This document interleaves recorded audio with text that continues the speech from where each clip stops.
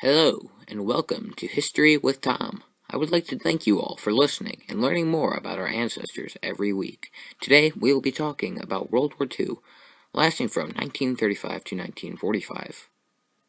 In particular, the rise of the Nazis to power, their power over the people during the war, and how former Nazis turned out after the war. To begin, let's talk about how Germany was doing in the 1920s and 30s. They were led by the Weimar Republic from 1919 to 1933.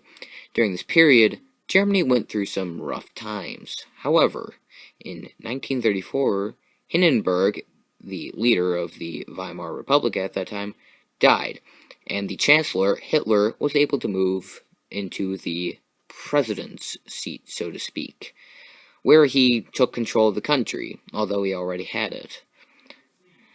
Now, they were having power at that time, but not everyone agreed with them. There was some resistance from left parties, such as the Social Democrat Party or the German Communist Party. There was also an issue with getting the Catholic Church to comply with what they called coordination, their attempt to get everyone on the side of the Nazis. Now, in 1939, World War II started, and the Holocaust was in full swing. One Nazi who had no quarrel with the Jews is Adolf Eichmann. He was always looking for a job in the 20s. In 1933, he joined up with the Nazis and became very effective in deporting Jews. Actually, one of his jobs in Vienna became the normal template for what you were supposed to do when deporting Jews.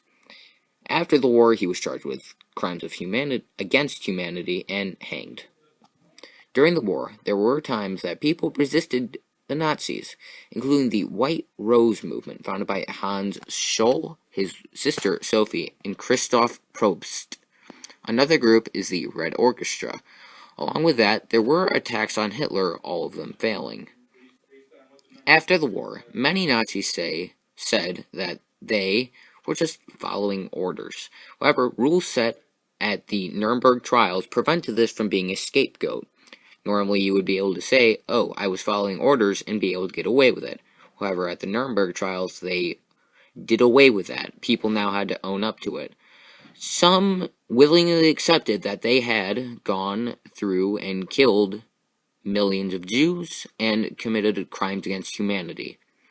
Overall, the German people had some respect for the Nazis at the peak of power, but lost it for their dead leader after. That will be all for today on History with Tom. Next week, the Silk Road, reward or death. Thank you all, and have a good week.